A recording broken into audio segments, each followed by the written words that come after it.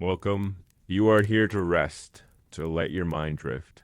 You may be lying beneath a soft blanket or seated quietly as the world outside grows dim. Let the day's cares fall away. This is your time. A time to sink gently into a calmer space, guided by the slow rhythm of history. Tonight, we journey far into the past to a land shaped by the Nile. Ancient Egypt, a world of stone, sand, and enduring monuments. A place where human hands shaped the landscape with strength, will, and belief. You will not walk in the footsteps of kings tonight, nor will you wear the perfumed robes of priests. Instead, we will explore the daily life of those who labored under the hot sun, building the mighty pyramids whose forms still rise against the desert sky. The builders of the Great Pyramid were not nameless slaves, as legend might suggest. Many were skilled workers, craftsmen, and farmers called to service during the annual flood, when fields lay underwater. Their lives were ones of endurance, of long, grueling days, of hard-earned meals, of whispered superstitions and quiet hopes. And while their names may not be carved on stone, their labor remains in every block, every tier, every angle of those ancient structures. In this journey, you will gently pass through 4 parts. First, we will immerse ourselves in the daily toil of the pyramid builders. You will rise with them, pull stone with them, rest in the shadow of their work. Next, we will witness the story of an ambitious architect, a life touched by both triumph and tragedy. In the third part, we will drift into the world of ancient rituals, forgotten spells, and beliefs that shape the builders' lives. Finally, we will glimpse the contrasting world of Egypt's elite, where luxury and power stood far from the sweat and struggle of the common laborer. The pace will be slow and steady. There is no need to stay alert or follow each detail. Let the story rise and fall like the breath of the desert wind. If your thoughts wander, that is fine. If you drift into sleep, that too is welcome. You are here not to be tested, but to be comforted, to let the soft rhythm of the past ease you toward rest.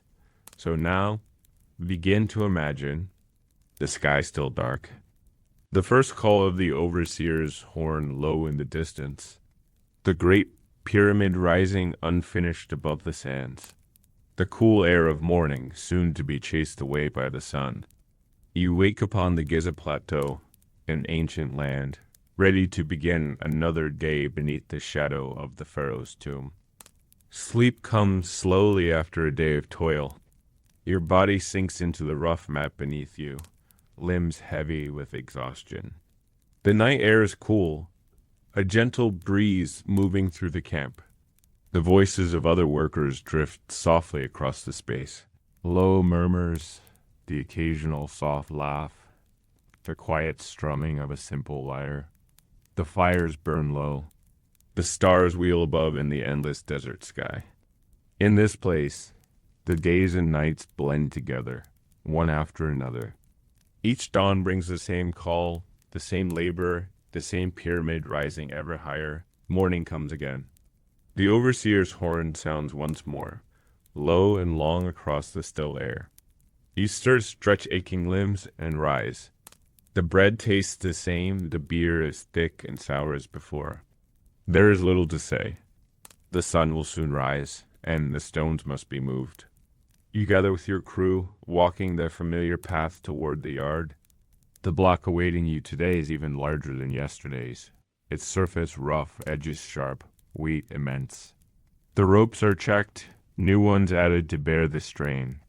The overseer speaks softly with his assistant, glancing toward the ramp. Once more you take your place. The rope is rough against your skin, already worn from days of pulling. The signal is given. The pull begins. Muscles tense, backs bend. The sledge groans in protest, then shifts slowly forward. Inch by inch, you begin the long journey toward the rising pyramid. The sun clears the horizon. The first heat of the day brushes your skin. The rhythm returns. Pull, step, Pull again. The air fills with dust. The damp sand beneath your feet turns slick with use. The ramp looms ahead, steep and uneven. The pull up the incline is the hardest. Shoulders burn, hands ache. The overseer's voice cuts through the air, steady, commanding. You match your steps to those around you, the rope pulling tight across your body. Higher and higher you climb. The stone creeps forward, a living weight shared by all. The sun rises higher, sweat stings your eyes. The pace slows, but the pull does not stop. At last, the block reaches its mark. The ropes are eased. The stone settles. You drop to the ground, chest heaving, arms trembling. A short rest is granted. You drink deeply, the beer cool and welcome. The bread is dry, but filling. Around you, others do the same, faces lined with fatigue. There's no complaint. This is the work. The pyramid must rise. The overseer checks the roster. Another block awaits. The team rises again, moving stiffly back to the yard. The next pull begins. The cycle repeats. The sun climbs higher. The air thickens. Dust clings to your skin, your throat dry despite the beer. Each step grows harder. The body protests, but the will endures. You pull with the others, bound by the rhythm of the work. The overseers watch closely. Each delay is noted. Each success praised quietly. The team moves as one, the rope biting deeper with each pull. Noon approaches. The sun burns high overhead. Shadows disappear. The heat presses down like a weight. The pyramid gleams in the harsh light, its stone face rising ever higher. You squint against the glare, focusing on the path ahead. Another pull, another step. The stone must move. Midday brings a brief respite.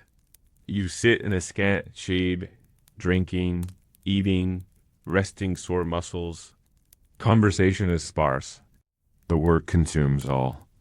Around you, the sounds of the camp drift softly, the creak of wheels, the shout of an overseer, the distant call of birds. The moment passes quickly. Another horn sounds. The crews return to their tasks. The afternoon pull begins. The sun still high, the air still thick with heat. The team strains once more, the rope cutting into calloused hands. Feet slide on the slick ramp. The pull is harder now. Fatigue sets deep, yet the stone moves slowly, steadily. The overseer's voice drives you on. The team responds. Inch by inch, the block climbs. Time stretches, the sun inching westward. The shadows lengthen. The air cools slightly. The pace quickens. The final pull of the day begins. Muscles burn, lungs ache. The team pushes forward. One last effort. The stone reaches its mark. The ropes are eased. The block settles into place. The overseer nods in approval. The day's work is done. You return to camp, each step a small victory. The basin of cool water soothes aching limbs. The meal is simple but welcome. Bread, beer, onions, beans. Around the fires, voices rise in quiet song. Tales are told of home, of family, of distant lands. The stars brighten above, the desert cool beneath their light. The pyramid stands nearby, silent, unfinished, a monument to the labor of many hands. You lie once more upon your mat, muscles relaxing, breath slowing. The wind stirs softly through the camp. Sleep comes gently, the body sinking into rest. Tomorrow the horn will sound again. The work will continue. Stone upon stone, day upon day, beneath the shadow of the Great Pyramid. Chapter 2. The overseer's whip mooring arrives once more on the Giza Plateau. The horn sounds through the still air, calling the workers from their rest. You rise slowly, muscles aching from the previous days of labor. The sun has not yet cleared the horizon, but the camp is already alive with movement. Fires are rekindled, simple meals prepared. The smell of baking bread and the faint sour scent of beer mix with the cool desert air. You eat quickly, knowing the overseers are watching. Time is precious. The day's work must begin. The overseers are a constant presence. Dressed in crisp linen kilts, their staffs in hand, they move through the camp with practiced authority. Their eyes miss nothing. They note who rises late, who eats too long, who seems slow or unfit for the day's tasks. Discipline is strict. A mispull, a slow step, a poorly tied rope can bring swift rebuke. The overseer's staff and sometimes the whip serve as reminders of the order that must be maintained. You gather with your crew. The block assigned today is large, its edges newly shaped, its weight formidable. The overseer watches closely as the ropes are checked and the sledge prepared. His gaze lingers on each worker, measuring their readiness. A word of caution here, a sharp command there. You feel his eyes on you as you take your place at the rope. There is no room for hesitation. The signal comes. The pull begins. Muscles tense. The rope strains. The sledge groans and moves. The overseer walks alongside, staff tapping rhythmically against the ground. His voice cuts through the effort, urging speed, precision. Any faltering step draws immediate attention. The workers know the price of failure. The whip is rarely used, but its threat is ever present. It hangs from the overseer's belt, a coiled serpent of leather and bone. No one wishes to feel its bite. The sun rises, warming the air. The pull continues. The incline of the ramp grows steeper. The overseer's commands grow sharper. The team responds, straining against fatigue. One man stumbles, his footing lost on the damp sand. The overseer is there in an instant, voice raised. Staff striking the ground beside the fallen worker. The man scrambles back to his place, shame burning hotter than the sun. The pull resumes. The block moves upward. By midday, the heat presses down. The overseer allows a brief rest. You drink deeply, the beer cool on your tongue. Bread fills your stomach, though hunger is a dull ache beneath the greater weariness. The overseer paces nearby, speaking quietly with his assistants. They carry lists tallying each block moved, each crew's progress. Quotas must be met. The pharaoh's schedule's not to be delayed. The break ends. The crews return to their ropes. The overseer's gaze sharpens. The afternoon pull is the hardest. The sun burns high. The worker's strength fades. The overseer's voice cuts through the air, demanding focus. The whip remains at his side, its presence enough to drive weary bodies onward. You grip the rope tightly, pushing through the pain. The team moves as one, the rhythm of the pull steady and strong. A cry rings out from another crew. A man has collapsed, overcome by heat and exhaustion. The overseer approaches swiftly. The fallen man is dragged aside, water poured over his head. The work does not stop. Another takes his place. The whip remains unused, but the message is clear. The pyramid must rise. No weakness is tolerated. You steal a glance at the overseer's face, impassive, focused only on the task. There's no room for sympathy here. The afternoon wears on. Shadows lengthen. The air cools slightly. The overseer's commands remain sharp, though his voice softens as the day's end nears. The final pull begins. Muscles burn, hands blistered. The team moves together, driven by the overseer's steady presence. The block reaches its mark. The overseer nods, marking the success. The crew is dismissed. You return to camp, each step slow, deliberate. The overseer watches as the workers disperse. His duties extend beyond the worksite. Discipline is maintained even in the camp. Fights, theft, or disobedience are met with swift punishment. The whip serves as a tool of order, its rare use a reminder of the overseer's authority. As night falls, The camp quiets. The overseer patrols once more before retiring. You lie on your mat, the stars bright above. The memory of the day's labor lingers in your body. The overseer's whip remains in your mind, a constant presence, a force that shapes each day's toil. Tomorrow it will begin again. The stars fade as the first light of dawn brushes the sky. The horn sounds low and steady, pulling you from sleep.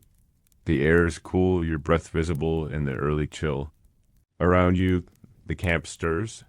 Fires are lit, bread is broken, beer poured. The routine is unchanging. You eat quickly, knowing the overseers are already at their stations. Their eyes will measure each step, each breath, each effort. The whip coiled at the overseer's belt is as much a part of the morning as the rising sun. The crews assemble in the yard. The overseers walk among them, staffs tapping against the ground. Their voices cut through the morning air, calling out names, assigning tasks. You are placed with a strong crew today, tasked with moving one of the heaviest blocks yet. The overseer approaches, eyes sharp, assessing each man. A nod of approval, the work begins. The ropes are thick, rough against your palms. You take your place, muscles already tense. The signal is given. The pull begins. The sledge groans under the weight. The overseer walks alongside, staff in hand, voice calm but commanding. His presence is a constant, a force that drives the crew forward. Each faltering step, each slip of the rope draws his gaze. You focus, breath steady, eyes fixed ahead. The sun rises. The air warms, sweat beads on your brow. The incline grows steeper. The overseer's voice sharpens. The pace quickens. One man stumbles. The overseer reacts instantly. A sharp word, a crack of the staff near the man's feet. The message is clear. There's no room for weakness. The crew regains its rhythm. The block moves upward. By midday, fatigue sets in. The overseer grants a short rest. You drink deeply. The beer cool and sour. Bread fills your stomach. The overseer watches from the shade, speaking quietly with his assistants. They carry lists, tracking each crew's progress. The schedule must be kept. The break ends. The crews return to their ropes. The afternoon heat is relentless. The overseer's commands grow more frequent. The whip remains at his side, untouched, yet its presence drives the crew onward. The pull continues.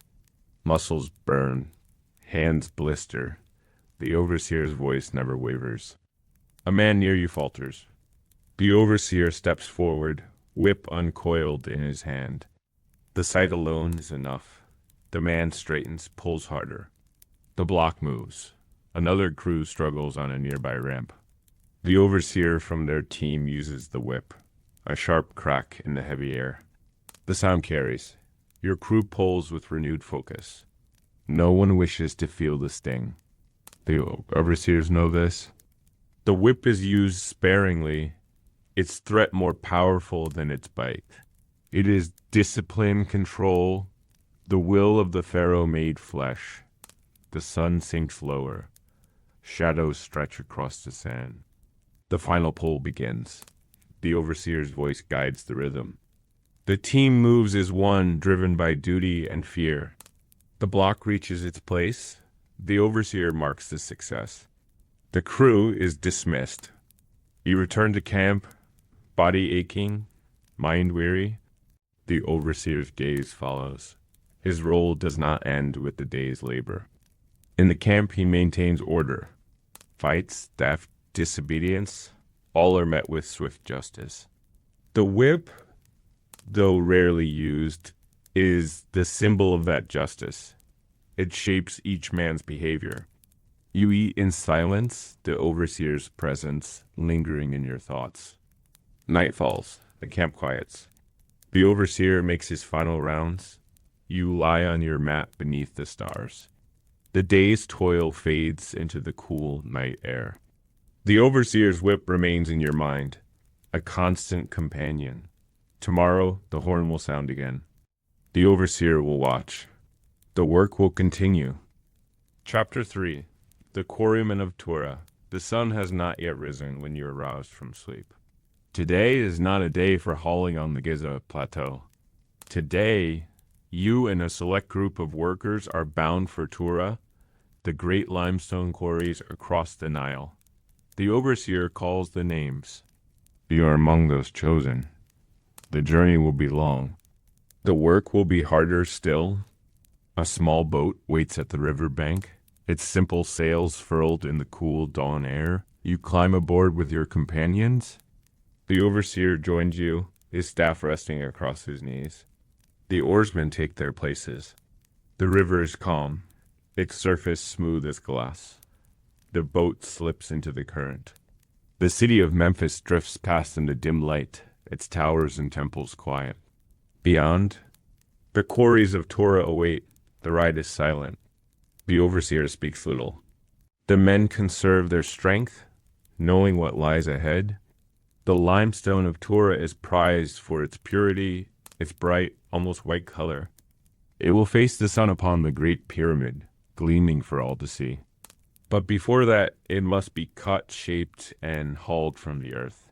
The boat reaches the eastern bank. You disembark. A narrow path winds into the hills. The quarry looms ahead, its mouth dark against the stone. The overseer leads the way.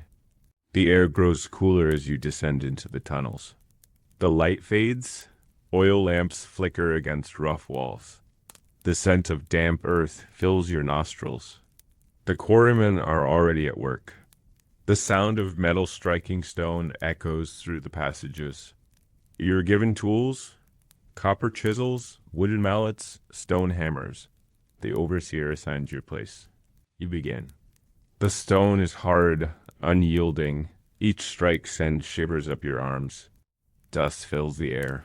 Your breath comes harder with each hour. The work is slow, methodical. Lines are marked on the stone. Cuts are made deep and straight. Wooden wedges are driven into cracks. Water is poured, causing the wedges to expand. The stone groans, shifts, then splits. The sound is deep, resonant. A new block is born, ready for shaping. You pause only briefly to drink. The overseer watches closely. Time is precious. The blocks must be cut with care. A flawed stone will not be accepted. The pressure is constant. The whip is not often used here. The stone itself is punishment enough. The dust coats your skin, your throat.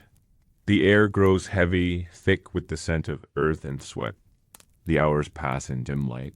Your arms ache. Blisters form on your hands. The overseer's voice cuts through the gloom, urging focus. The team works as one, each strike measured, deliberate. The quarry hums with activity, a world apart from the sunlit plateau. At midday, a brief rest is allowed. You sit against the cool stone, drinking beer, eating bread. The overseer speaks softly with his assistants, tallying the day's progress. The blocks already cut are marked for transport. Each will be hauled to the river, then floated back to Giza. The schedule must be met. The pharaoh's pyramid waits. The break ends. You return to your place. The work resumes. The quarry walls close in. The sound of chisels, hammers, and wedges fills your ears. The rhythm of the labor is unchanging. Strike, wedge, split. Strike, wedge, split. The hours blur. Time loses meaning. As the sun sets far above, the overseer calls an end to the day. You emerge from the quarry into the cool evening air. The sky is streaked with fading light. Your body aches, coated in dust. The boat waits at the riverbank. You board in silence. The overseer watches as the boat drifts into the current. The ride back is slow. The stars appear overhead. The city lights of Memphis glow softly on the horizon. The camp at Giza awaits. You think of your mat, the cool night air, the brief respite before tomorrow's labor begins again. The overseer's staff rests across his knees, silent. The work will continue. The boat glides steadily across the dark river, its wooden hull creaking softly with the movement of the current. You sit quietly among the other quarrymen, muscles aching, skin coated in fine limestone dust. The stars reflect gently on the water's surface, flickering like distant fires. No one speaks much. The overseer watches the shore as it passes, his staff resting on his lap. The boat nears the western bank, approaching the familiar silhouette of Geyse's plateau in the distance. As you disembark, the sand shifts beneath your feet. The climb from the river bank is slow, each step a reminder of the day's toil. The camp lights flicker ahead, small fires marking the edge of the workers' quarters. The overseer moves among the men, noting faces, counting heads. The crew disperses toward their shelters. You reach your mat, body heavy with fatigue. There's little appetite. Bread and beer wait, but sleep calls stronger. You drink briefly, wiping dust from your skin with a damp cloth. The stars overhead offer quiet comfort. You lie down, breath slowing, the day's labor fading into the rhythm of the night. Morning comes again with the call of the overseer's horn. The cycle repeats. Another day, another crossing, another descent into the heart of Touries. The crew boards the boat once more. The river, calm and cool, mirrors the pale light of dawn. The air holds a faint chill, soon to be replaced by the warmth of the sun. The overseer's gaze is steady, his voice quiet but firm. There is no rest in the work of the pharaoh. The path into the quarry is worn, the ground packed hard by many feet. The entrance looms dark and wide. Oil lamps are lit, their flames casting long shadows on the stone walls. You grip your tools, stepping into the cool gloom. The air grows thick with the scent of damp stone and oil smoke. The overseer leads the way, assigning stations deep within the quarry. The work begins. Chisels strike stone. Hammers fall in steady rhythm. Wooden wedges creak as they are driven into narrow cracks. The stone responds slowly, reluctantly. Each block must be perfect, its surface clean, its edges true. You strike carefully, knowing that a single flaw could mean wasted effort, wasted time.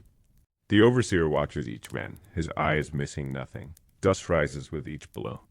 It clings to your skin, your hair, your lungs.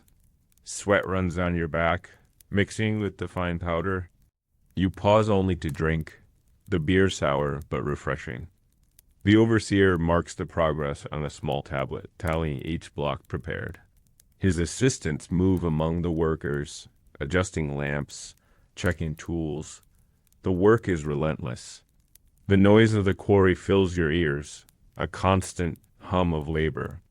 Voices echo softly through the tunnels, low and measured. The rhythm of the work is soothing in its own way, a pattern that fills the hours. Strike, wedge, strike. Strike, wedge, split. Time stretches, measured not by the sun, but by the growing pile of finished blocks. At midday, the overseer grants a short rest. You sit against the cool stone, drinking deeply, eating simple bread. The overseer consults his assistants, reviewing the tallies. The crew's pace is good. The blocks are ready. Soon they will be hauled to the river, loaded onto boats for the journey back to Giza. The thought offers a small measure of satisfaction. The pyramid rises with each stone. The break ends. You return to the task. The tools grow heavier in your hands. Arms ache. Shoulders burn. Still the work continues. The overseer's voice drifts through the dim corridors, steady and calm. The whip is not needed here. The stone itself demands enough of your strength. You labor on, knowing that each strike brings the work one step closer to completion. The day fades slowly. The light of the lamps grows softer as oil burns low. The overseer calls an end to the labor. You step into the evening air, the stars bright above. The crew gathers at the river, boarding the waiting boat. The current carries you homeward, the lights of the Giza camp drawing closer with each passing moment. You return to your mat, body weary, mind quiet. The stars watch from above, silent witnesses to your toil. The overseer makes his final rounds, his staff tapping softly against the ground. You close your eyes, the rhythm of the day still echoing in your bones. Tomorrow the horn will sound again. The river will call. The quarries of Tura will wait. The boat glides steadily across the dark river, its wooden hull creaking softly with the movement of the current. You sit quietly among the other quarrymen, muscles aching, skin coated in fine limestone dust. The stars reflect gently on the water's surface, flickering like distant fires. No one speaks much. The overseer watches the shore as it passes, his staff resting on his lap. The boat nears the western bank, approaching the familiar silhouette of Giza's plateau in the distance. As you disembark, the sand shifts beneath your feet. The climb from the river bank is slow, each step a reminder of the day's toil. The camp lights flicker ahead, small fires marking the edge of the workers' quarters. The overseer moves among the men, noting faces, counting heads. The crew disperses toward their shelters. You reach your mat, body heavy with fatigue. There's little appetite. Bread and beer wait, but sleep calls stronger. You drink briefly, wiping dust from your skin with a damp cloth. The stars overhead offer quiet comfort. You lie down, breath slowing, the day's labor fading into the rhythm of the night. Morning comes again with the call of the overseer's horn. The cycle repeats. Another day, another crossing, another descent into the heart of Touries. The crew boards the boat once more. The river, calm and cool, mirrors the pale light of dawn. The air holds a faint chill, soon to be replaced by the warmth of the sun. The overseer's gaze is steady, his voice quiet but firm. There is no rest in the work of the pharaoh. The path into the quarry is worn, the ground packed hard by many feet. The entrance looms dark and wide.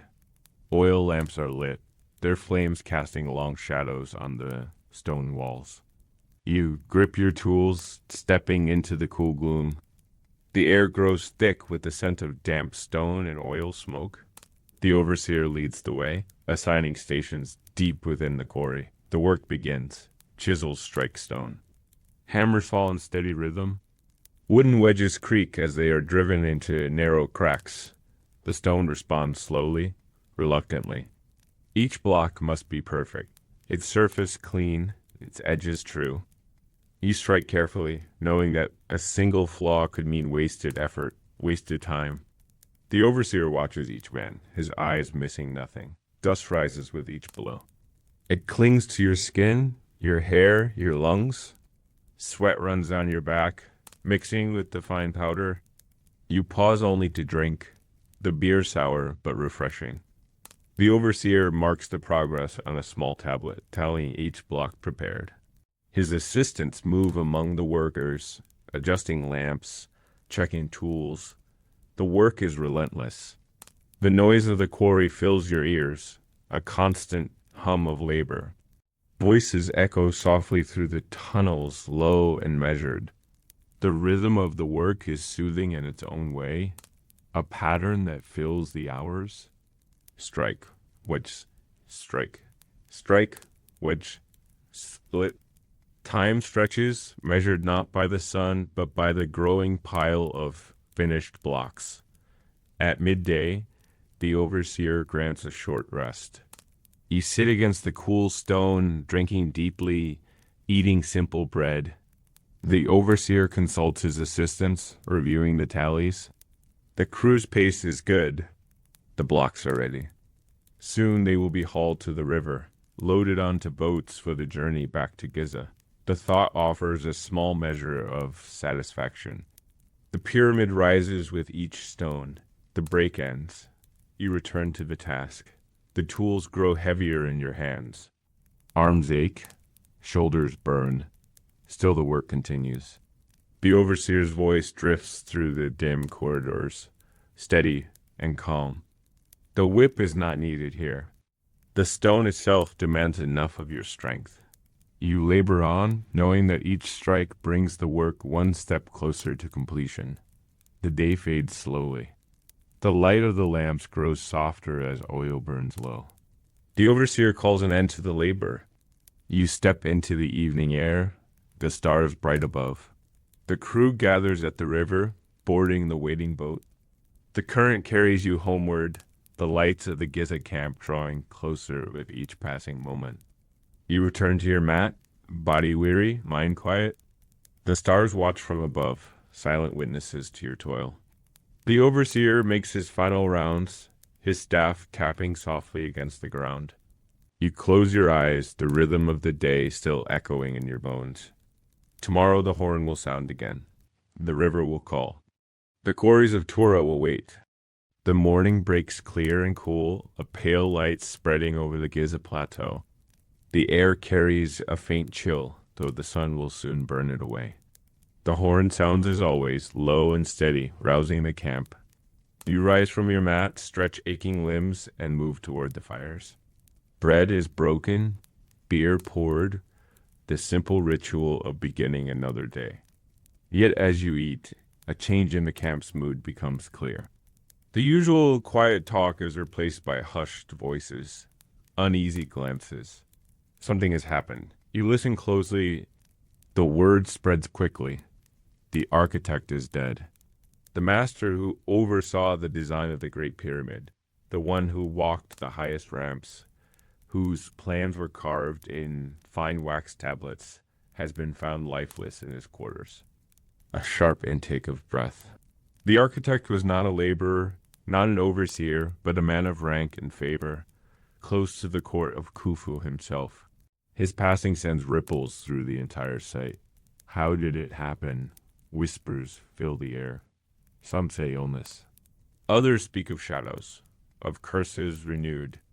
The foundation stones again, the old fears returning. You finish your meal in silence, the taste dry in your mouth. The crews gather. The overseers are tense, their commands more abrupt than usual. The day's work must go on. The pharaoh's will allows no delay. Yet, even as you move toward the workyard, the talk continues. The architect's body was found at dawn, his skin cold, his eyes wide, the wax tablet still near his hand. No marks of injury, no sign of struggle. Some speak of a bad dream made real. Others claim the old gods have taken their price for the pyramid's ambition. The whispers follow you as you take your place at the ropes. The block is large, the path steep, the pull begins. Muscles strain, breath comes hard. The overseer's voice rings out, sharp, cutting through the unease. The work must not falter. Yet the rhythm is off. The men are distracted. The death of such a figure weighs on every mind. The whip is uncoiled, its presence a warning. The team regains its pace. The block moves slowly upward. As the sun climbs, the heat presses close. Sweat soaks your tunic. Dust clings to your skin. The pull continues, steady now, the men focusing on the task. Yet, even as the block reaches its mark, talk of the architect's death resumes. During the rest, men gather in small groups, voices low. The overseer watches closely, listening. Fear is a dangerous thing. It spreads unseen, weakening resolve. You drink your beer, eat dry bread. The overseer speaks quietly to his assistants, their faces grim. The architect's quarters are sealed. Priests have been summoned. Rituals will be performed to cleanse the place of ill fortune. The pharaoh must be informed. The pyramid's construction cannot be stained by death. Yet the whispers persist. The architect was a man of skill, of knowledge. His passing is no small thing. The break ends. The crews return to the ropes. The afternoon pull begins.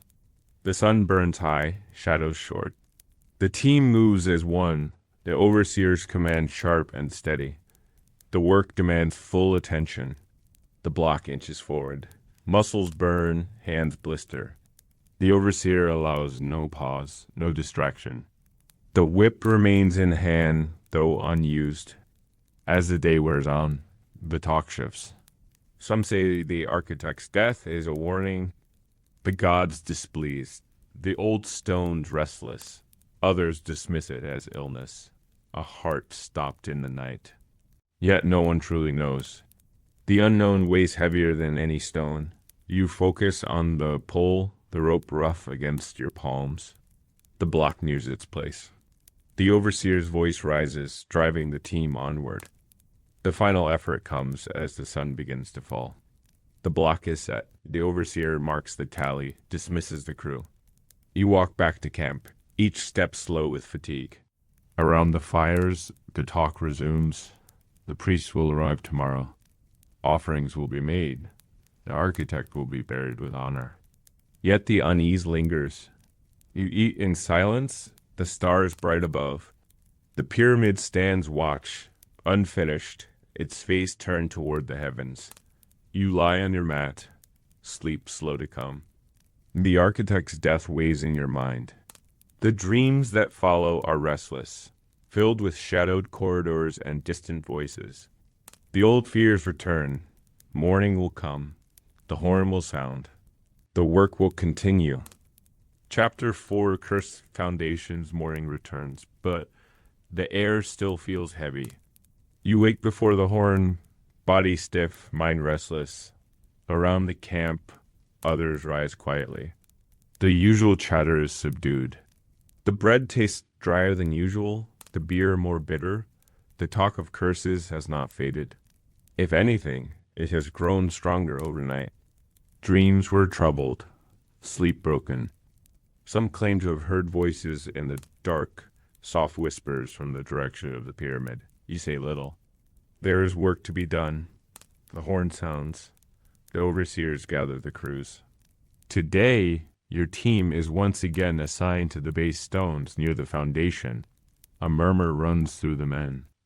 The overseer hears it, his face hardening. His voice cuts sharply through the crowd, calling the men to order. There's no curse, he says, only stone and labor. The work will continue. The whip remains at his side, coiled but visible. The block awaits. The ropes are laid. You take your place, hands rough on the coarse fiber. The signal is given.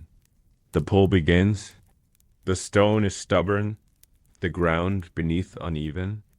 The crew struggles to find rhythm. The overseer walks alongside, his command steady but forceful. The sweat comes quickly, soaking your tunic. The sun is barely above the horizon, yet the heat already presses close. As the block nears its place, the ground shifts. A low groan echoes through the stones. The crew halts, breath held. The overseer orders the team forward.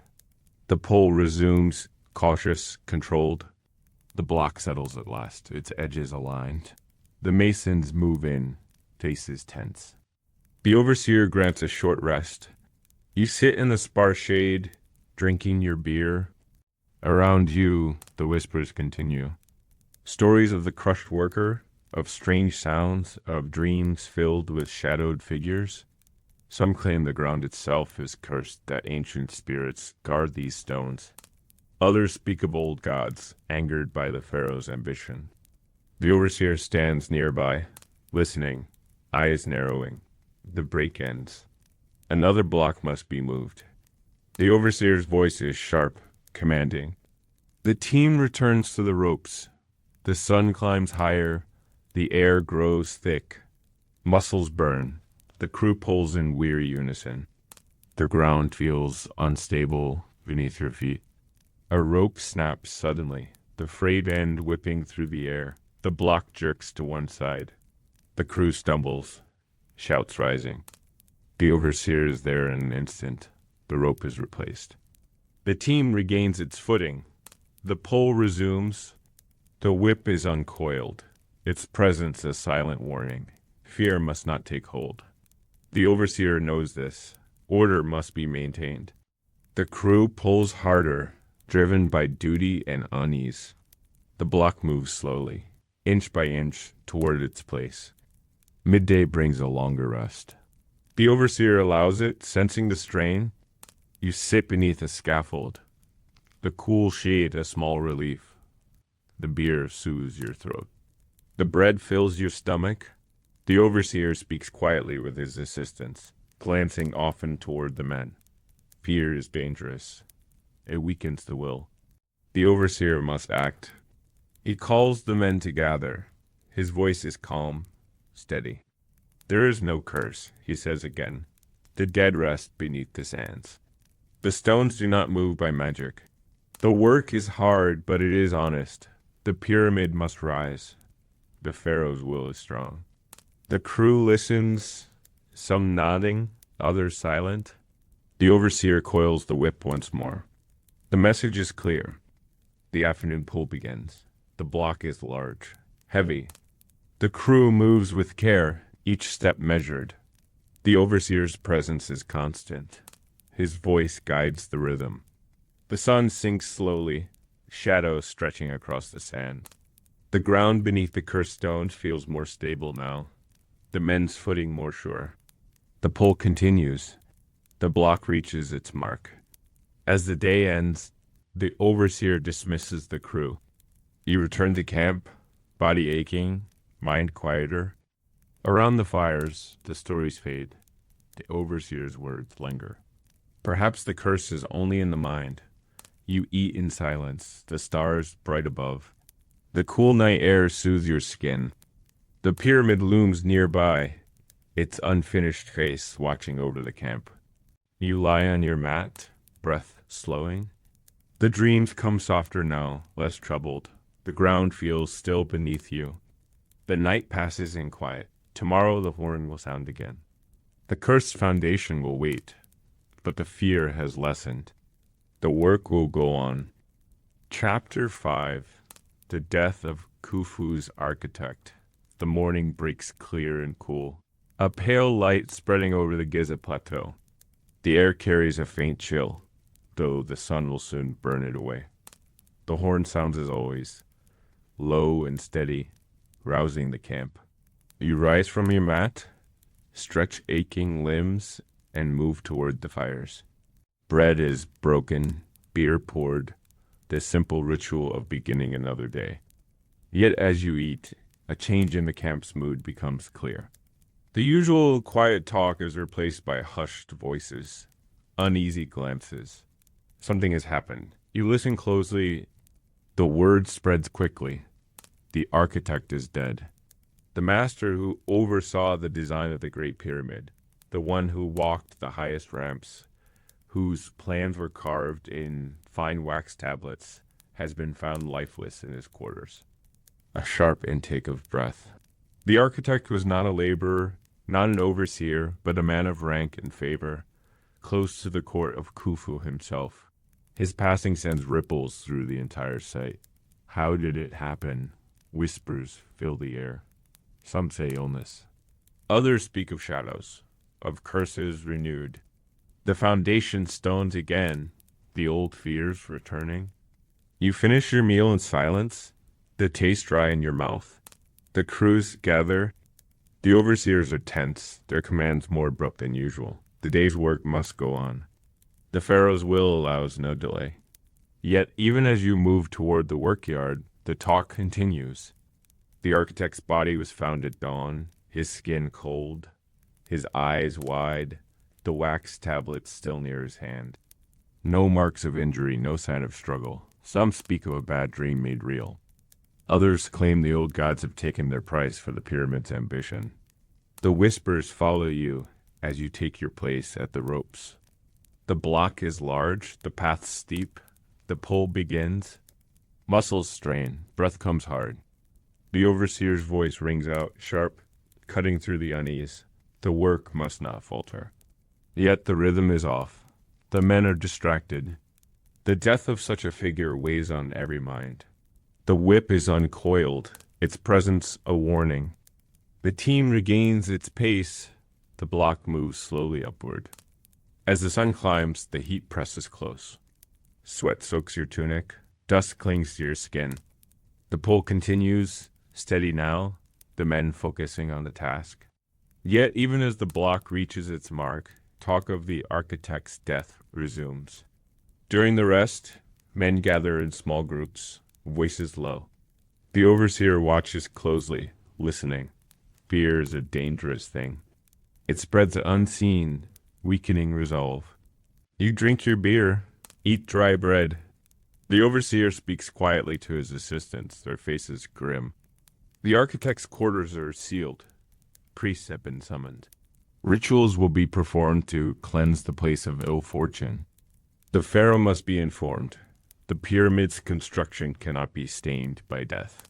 Yet the whispers persist. The architect was a man of skill, of knowledge. His passing is no small thing. The break ends. The crews return to the ropes.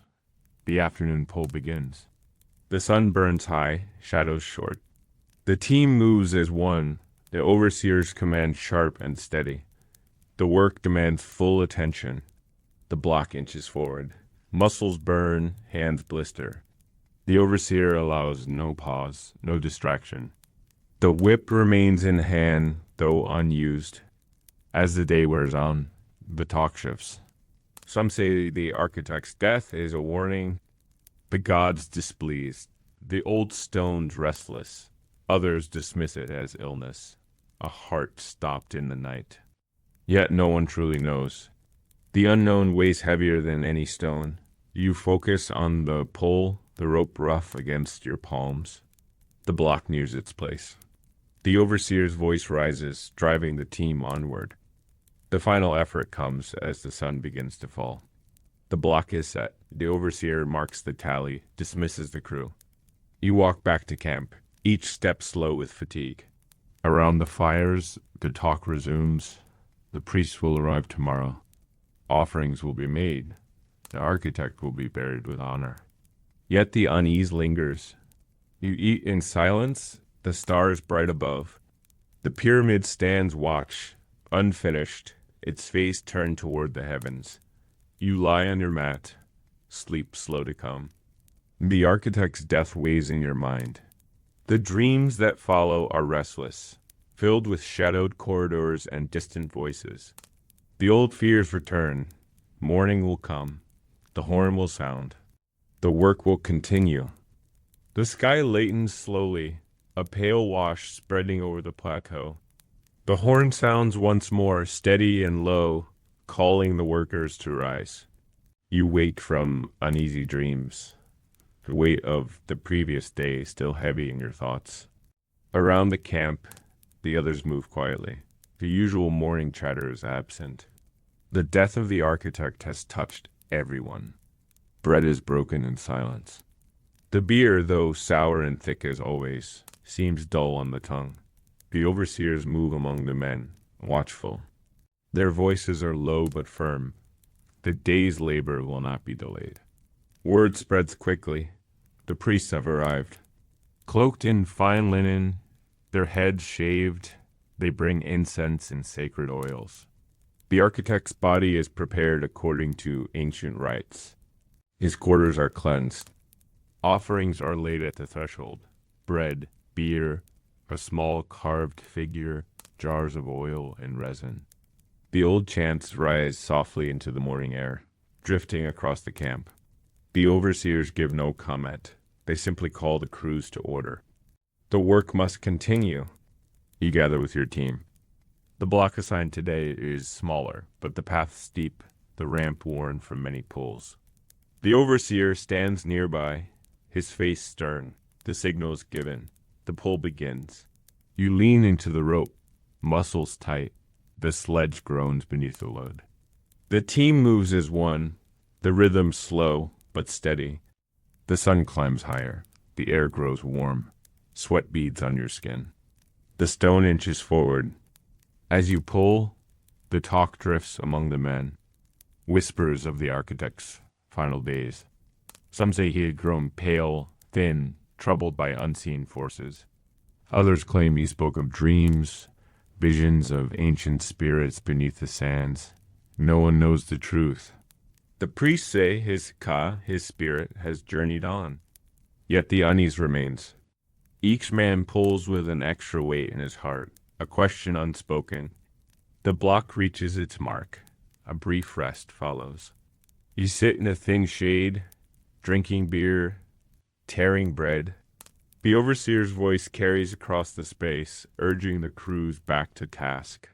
The priests continue their work nearby, the scent of incense drifting on the breeze. The old rites will take the day to complete. The architect will be honored, his name spoken in the sacred texts. Yet among the men, the fear lingers. If such a man, favored by the pharaoh, could fall so suddenly, what fate awaits those who labor in the dust? The afternoon pull begins. The team works in silence, the overseer's commands clear and sharp. The sun burns overhead. The stone moves slowly, steadily. The old rhythm returns. Strike, pull, rest, repeat. You focus on the task, the rope rough beneath your hands. The block inches forward. Time stretches in the heat. Later, word spreads again. The architect's body has been placed on a boat bound for the city for burial in sacred ground. His ka will find peace, the priests say. The overseers offer no words, but the pace of the cruise quickens. The pyramid must rise. The pharaoh's will remains. Death will not halt the work. The final pull ends as the sun sinks low. The block is set. The overseer marks the tally, dismisses the crew. You return to camp, body weary, mind restless. Around the fires, the stories soften. The priests have done their work. The architect is gone. The whispers fade, replaced by the familiar talk of home, of family, of small comforts. The stars wheel above, bright and clear. You lie on your mat, muscles aching, breath slow. The cool night air soothes your skin. The dreams come softer now. The architect's death lingers in thought, but the old fear fades. The work remains. The pyramid must rise. Tomorrow the horn will sound again. The labor will continue. Chapter 6. The Temple of Anubis Morning Light seeps across the Giza Plateau. The horn sounds again, its familiar call pulling you from the depths of sleep. You rise slowly, the aches of the previous days lingering in your muscles. Around the camp, others move quietly, gathering near the fires, eating bread, drinking the morning beer. The mood is steadier today, less clouded by fear. The architect's rites have been completed. The priest departed at sunset. The camp breathes easier now. Yet beneath it all, a faint current of unease remains. Word spreads among the men. Today, the overseers will lead the crews to the temple of Anubis before the work begins. The priests have instructed it. A small ritual, a cleansing of spirit and place. Anubis, guardian of the dead, will be honored. His favor sought to calm restless spirits, to bless the labor ahead. You finish your meal quickly, joining the line of workers moving toward the temple path. The temple stands near the edge of the plateau, not far from the rising pyramid. A simple structure of stone and wood, its walls cool in the morning shade. Carved images of Anubis adorn the entrance. The black, jackal-headed god, watcher of the afterlife, protector of the tomb. The scent of incense drifts through the air, mingling with the crisp morning breeze. The priests await, clad in clean linen robes, heads bowed in reverence. The overseers stand to one side, watchful but respectful. You and the other workers kneel in silence. The chants begin, low and rhythmic, rising softly into the sky. The priests offer prayers to Anubis, words of protection, of peace for the spirits of the dead and the living. They carry small vessels of scented oil, sprinkling the ground, anointing the threshold. The smoke of burning resin curls in the air, thick and sweet. An offering is placed at the altar. Bread, beer, a small carved figure of a jackal. The priest's voices grow stronger, weaving through the space. You feel the weight of the moment, the shared breath of those gathered. The overseers remain silent, their staffs held upright. The fear of curses, of unseen forces, is strong among the men. The ritual soothes, reminding all that the gods watch, that order is maintained. As the final chant fades, the priests bless the workers with gestures of protection. You rise with the others, body steadier, spirit lighter. The overseers lead the crews back to the workyard. The day's labor begins anew. The block assigned to your team is heavy, the ramp steep. The pull begins. The rhythm returns. Rope, strain, step. The overseer's voice guides you, sharp but calm. The sun climbs higher. Sweat beads on your skin. The scent of incense lingers faintly, carried on the wind. The work feels lighter today, though no less hard. The team moves with renewed purpose. The whispers of curses fade. The presence of Anubis steadies the heart. The block inches upward, muscles burning, breath steady. A brief rest follows. You sit beneath the scaffold, drinking beer, eating bread. The talk among the men is different now. The temple's rites have calmed old fears. The overseer passes nearby, his expression watchful but approving. The team is stronger, more focused. The whip remains coiled. The work proceeds without pause. The afternoon pull begins. The heat presses close. The air shimmers above the stone. Yet the crew works well, the old rhythm strong. The overseer's commands flow smoothly. The block reaches its place, the masons moving in to guide it. The sun dips lower, the air cools, the final pull ends. You return to camp, body weary but lighter in spirit. Around the fires, voices rise in quiet song. The temple's blessing has done its work. The old fears rest. You eat in contentment, the stars bright above. The cool night air wraps around you. You lie on your mat, breath slow, heart steady. Sleep comes easily. The gods watch. The work will go on. The early light of dawn slowly seeps into the dark edges of the camp. The horn sounds low and steady, waking you from a deep, restful sleep. Around you, the workers stir with an ease that has not been felt in days. The rites of Anubis still seem to linger in the air, their calming effect woven through the minds of the men. You rise from your mat, stretching sore limbs, your body already accustomed to the rhythm of this life. The morning air is crisp. Fires burn low, the smell of baking bread and the earthy tang of sour beer filling the air. As you eat your morning meal, you listen to the voices around you. The usual sharpness is gone, replaced by measured tones and quiet conversation. Men speak of the blessing from the temple of Anubis, of dreams now peaceful and undisturbed. The shadow of the architect's death and the old fears have faded, softened by the rites of the priests.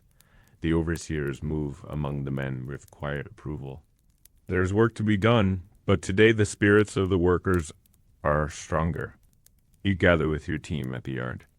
The block assigned for the morning hall is massive, its fresh surfaces bright against the morning light. The overseer stands nearby, his staff upright, voice calm. The team grips the ropes, rough and familiar beneath your hands. The signal is given. You lean into the pole, muscles tightening, breath controlled. The sled groans softly as the stone begins to move. The early part of the path is flat, the team quickly finding its rhythm. The sun rises over the eastern hills.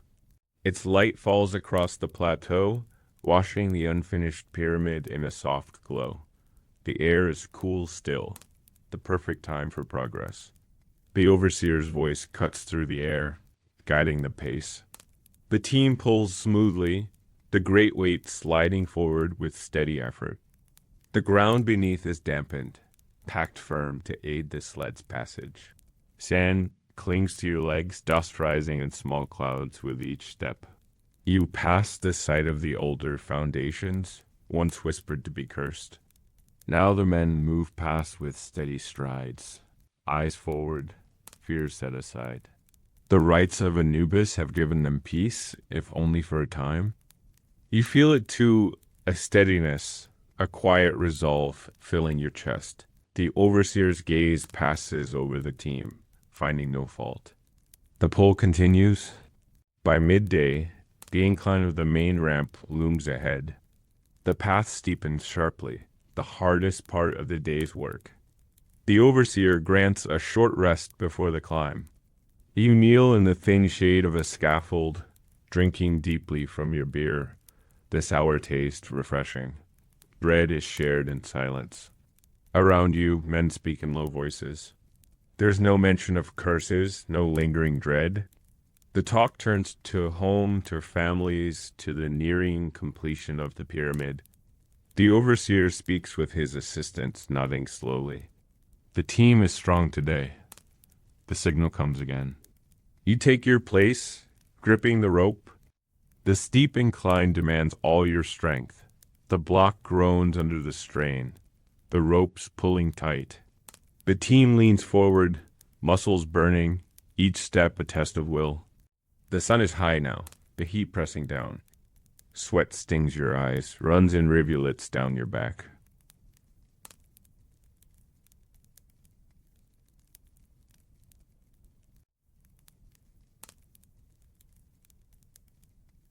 Another.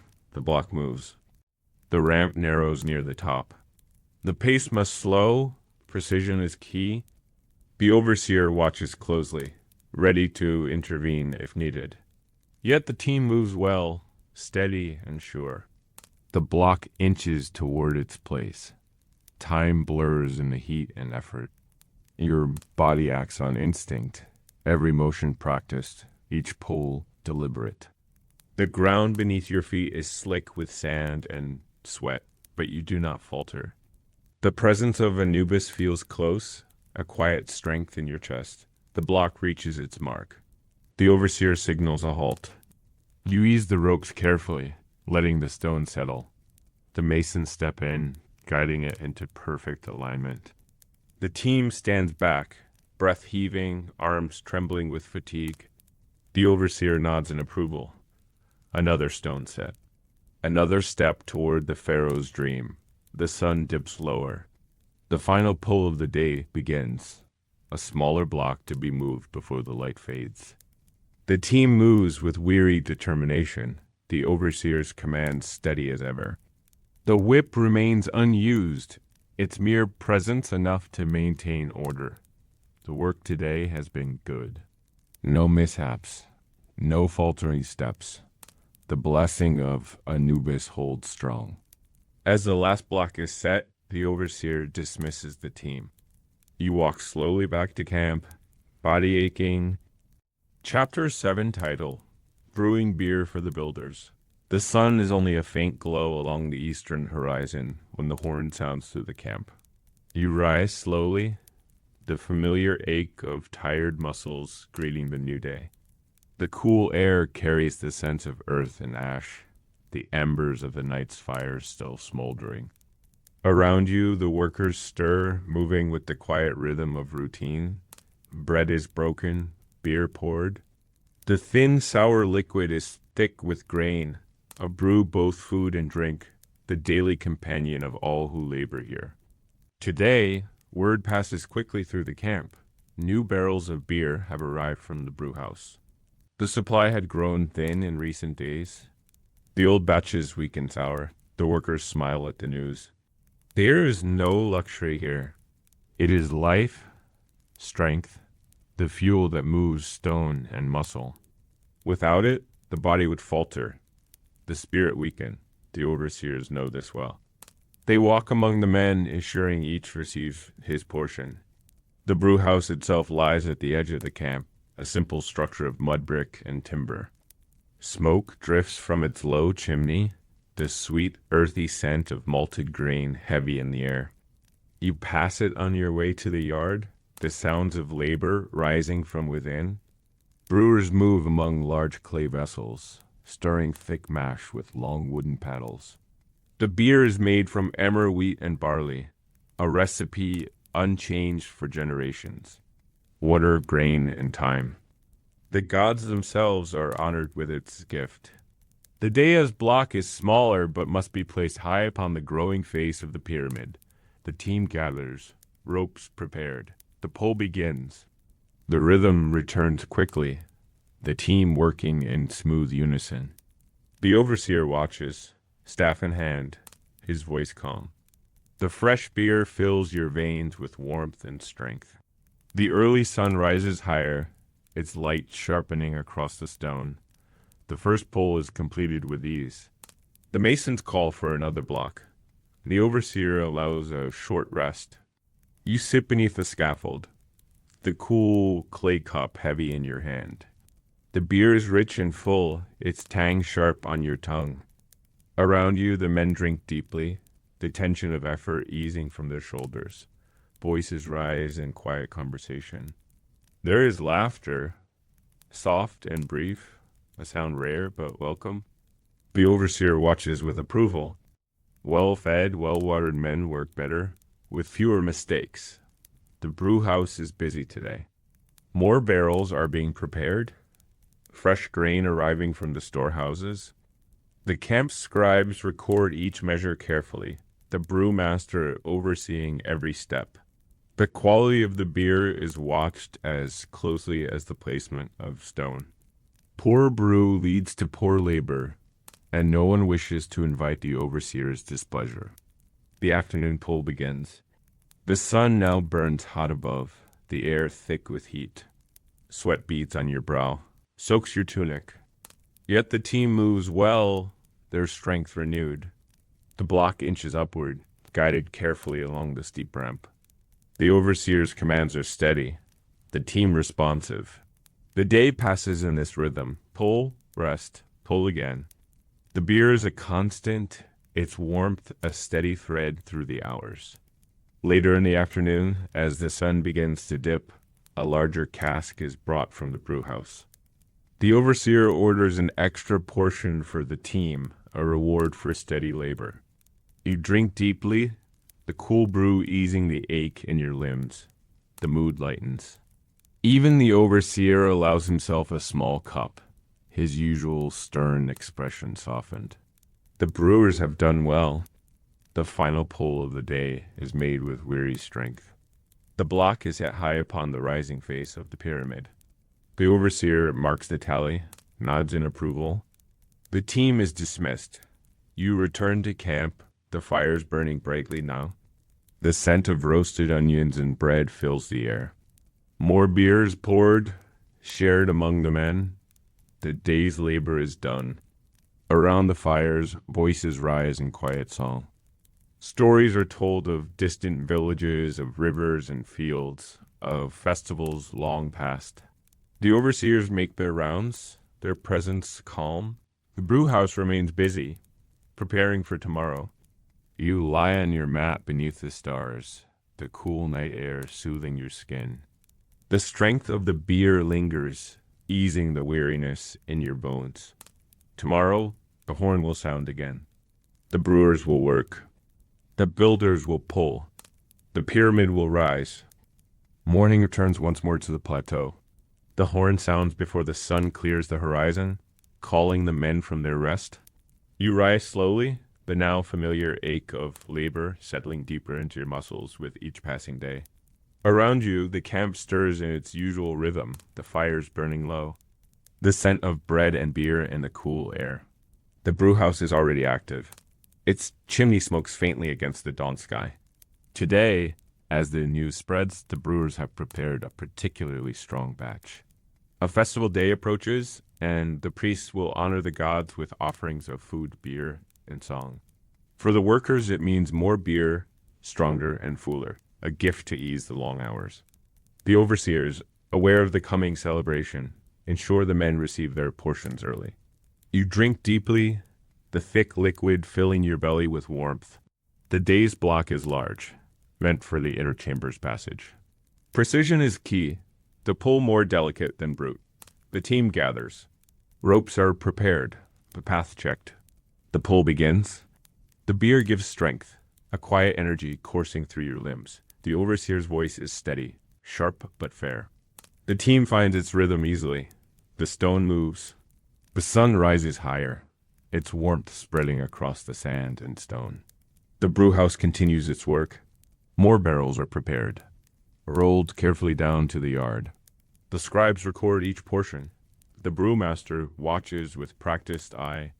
Every cup poured, every jar filled is marked. No waste, no error. The beer is life here. It must be guarded. Midday brings a longer rest. The overseers, mindful of the coming festival, allow the men more time beneath the shade. Bread is shared. Beer flows more freely. The talk among the men turns to lighter things, stories of home, of wives and children, of old festivals in far-off villages. Laughter rises, soft but sincere. The overseers watch but do not interfere. Spirits must be kept high. Tired men do not build great pyramids. Satisfied men do. Later, the brewmaster himself visits the yard, offering cups of the new brew to the teams. You drink deeply, its flavor richer, stronger than before. The warmth spreads through your chest, softening the edges of fatigue. The overseer nods to the brewmaster, approving. The men will pull well this afternoon. The work resumes. The sun now burns high, shadows short and sharp. The block moves steadily. The team's strength renewed, the overseer's commands flow easily. The whip is not needed. The men pull with purpose, their spirits lifted by the drink, their minds focused by the rhythm of the task. The beer binds them, fuels them. Without it, the body would falter, the spirit would wane. As the afternoon wanes, more beer arrives. The final pulls are made with determination, the team working as one. The block is set carefully, the masons guiding it into perfect alignment. The overseer marks the tally, his face relaxed. The day's labor has gone well. You return to camp. The fire's already burning brightly. The festival approaches. The priests prepare offerings. The brewers work late, the scent of malt thick in the air. Tonight, there will be song, perhaps dance. Bread, onions, dates, and beer will be shared in abundance. You sit near the fire, cup in hand. The beer is strong, its warmth spreading through your weary body. Around you, the men speak of the gods, of life beyond the river, of the stars above. The overseers watch quietly, their duties lighter this night. The brewhouse hums with life. The festival nears. The pyramid rises. Later, as the stars wheel above, you lie on your mat, breath slow, spirit calm. The beer eases the ache in your bones, quiets the mind. Sleep comes gently. Tomorrow, the horn will sound again. The brewers will work. The builders will pull. The gods will watch. The pyramid will rise. Chapter 8. Sandstorms and Sickness. A strange stillness hangs over the camp this morning. The horn sounds as always, but the air carries an unfamiliar weight. You rise from your mat, rubbing sleep from your eyes. The sky is pale, hazy, its usual clear blue masked by a thin veil of dust. The fires burn low, the embers glowing dully beneath the layer of ash. Around you, the other workers move more slowly than usual, their voices hushed, their movements careful. You eat your bread in silence, drink your morning beer, the sour liquid thick in your mouth. The overseers gather the men, speaking in low tones. A sandstorm may come, they say. The winds from the west have changed. Already the sky holds more dust than usual. The day's work will begin as planned, but all must be prepared to halt if the winds rise too strong. The overseers carry strips of cloth to wrap about the face, to shield eyes and mouth. You tuck one into your belt, watching the sky with wary eyes. The block assigned today is small but meant for a high placement. The team gathers at the base of the ramp. The ropes are prepared, the path cleared. The overseer gives the signal. The pull begins. The air is thick with dust, each breath dry and rough in your throat. The sky above grows dimmer, the sun a pale disk behind the swirling haze. The overseer's voice is sharp, urging speed. The storm could come at any hour. The team pulls with steady effort, muscles straining against the incline. The block inches upward, each step harder than the last. The dust stings your eyes, clings to your skin. Sweat turns to grit upon your brow. The overseer walks alongside, eyes scanning the sky, his voice cutting through the growing wind. You tie the cloth across your face, the fabric rough against your skin, but the air easier to breathe. By midday, the winds strengthen. The air fills with grit. The sun disappears behind a curtain of dust. The overseer calls a halt. The team gathers beneath the scaffolding, sheltered from the worst of the wind. You drink your beer, its coolness a welcome relief against the parched heat. Bread is shared, eaten quickly. Around you, the men speak of past storms, of days when the sky turned red and the sand swallowed all sound. The overseer consults with his assistants. The storm may worsen, the block must be secured. The team returns to the ropes. The pull resumes, harder now, each step a battle against the rising wind. The dust whips about you, filling your ears, your nose, your mouth. The overseer's commands are muffled, yet the team presses on. The block nears its place. Muscles burn, breath comes in ragged gasps. The sand grates against your teeth. Finally, the block is set. The overseer signals retreat. The team stumbles back to camp, the wind at their backs. The fires are nearly smothered, the air thick with dust. The overseers move quickly, securing shelters, checking the sick and injured. The sandstorm will soon be at its peak. You sit within your shelter, the cloth still across your face. The dust seeps through every crack, every seam. The air is heavy, difficult to breathe. The camp is silent save for the moaning wind, the sound of sand scouring stone and wood. You drink what beer remains, the liquid thick with grit. Sleep is impossible. The storm rages through the night. When morning comes, the storm has passed, but the camp is changed. The sky is clear once more, but the air is heavy, the men coughing, eyes red and swollen. The overseers gather the crews. The work must resume, the pyramid must rise, yet sickness lingers. The dust has filled many lungs, left the weak gasping for breath. The overseers take note, the priests are summoned. Offerings will be made. Prayers for health and strength will be given. You join your team once more. The ropes are rough against your blistered hands. The pull begins. The block moves slowly, the team weakened by the storm. Each breath is an effort. The overseer's voice is sharp, insistent. The work cannot slow. The pharaoh's will is unbending. As the day wears on, some men collapse. The overseers move swiftly, aiding the fallen, sending them back to camp. The whip remains unused. The overseers know the limits of the men. The storm has taken its toll. You press on, each step a struggle. The block is set at last. You return to camp at dusk, body aching, lungs burning. Around the fires, the talk is quiet, voices hoarse. The priests arrive at sunset, their chants rising into cooling air. Incense burns, offerings are made. The overseers watch in silence. The gods are asked to cleanse the air, to heal the sick, to strengthen the weary. You lie on your mat beneath the stars, breath shallow, body heavy. The storm has passed, but its shadow remains. Sleep comes fitfully. Tomorrow the horn will sound again. The sickness will linger.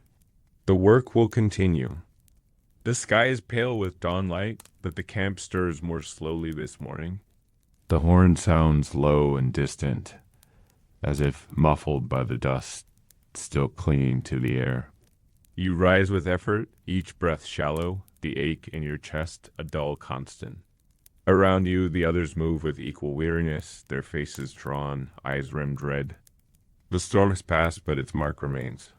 The fires burn low. Bread is eaten in silence. Beer is swallowed slowly. The sour liquid thickens dry throats. Word spreads quickly. The priests will remain at the camp today. More offerings will be made. The sickness is worse than expected. Several men have not risen from their mats. The overseers walk among the crews, noting those too weak to work. The labor must continue, but no sense in pushing the dying. You are strong enough, though the effort comes harder than before. The team gathers at the yard. The block awaiting today is smaller, its placement low on the structure, but the pole will still demand strength. The overseer's voice is calm, but firm. The ropes are prepared. You grip the rough fibers, hands still blistered from the storm's work. The pull begins. Muscles strain, breath short. The dust sizzes with each step. The team moves with grim determination. The air is still thick with grit. Each breath burns faintly in the chest. The overseer watches closely, his commands measured. The pace is slower today, the men weaker. The whip is not drawn. The overseers know well when to press and when to hold. The block inches forward. The old rhythm struggles to return, but each step is an effort. The team pulls with all they have. At midday, the overseer grants a longer rest. You sit beneath the scaffold, cup of beer in hand. The liquid soothes your throat, eases the burn within. Bread is shared quietly. Around you, the men speak in hushed tones. More have fallen ill. The priests move through the camp, offering prayers and incense, their voices low and steady. The gods are called upon to cleanse the air, to restore the strength of the builders. The overseer speaks with his assistants, deciding which teams can continue. You return to the ropes. The afternoon pull begins. The sun burns high, the air dry and brittle. The sickness lingers, but the team presses on. The block nears its place. Sweat stings your eyes, muscles tremble, but the pull does not falter. The overseer's voice carries through the air, guiding the rhythm. The block is set. Later in the afternoon, word spreads that a healer from the city is on his way. The priest will meet him at sunset. The hope of new remedies lifts the spirits of the men slightly. The overseer grants another rest. Beer is shared again, its warmth easing the chill within. The team speaks more now, voices hoarse but determined. The work will continue. As the sun lowers, the final pull begins. The block moves steadily. The team works with what strength remains. The overseer marks the tally. The day's labor is done. You return to camp, each step an effort.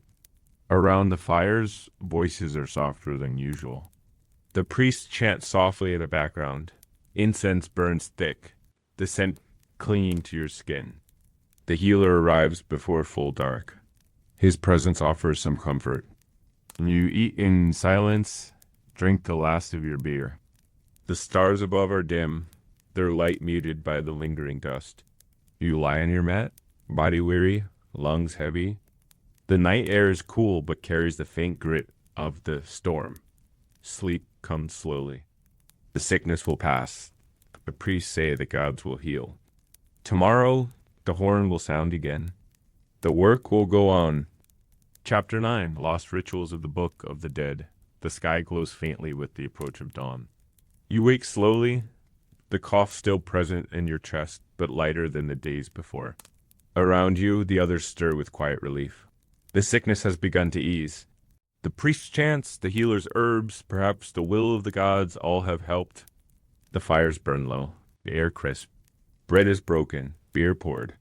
The overseers move among the men, their voices calm but measured. Today's work must be done, but with care. The weak will rest, the strong will build. As you eat, talk turns to an older subject. Whispers of the Book of the Dead, of spells and rites long forgotten. The priests spoke of it last night, their voices weaving through the cool night air. The old rituals, once known to all who built tombs, have faded with time. Now only the high priests recall the sacred words fully. Yet among the workers, fragments remain, old songs, whispered spells, charms against evil. The storm and sickness have stirred these memories.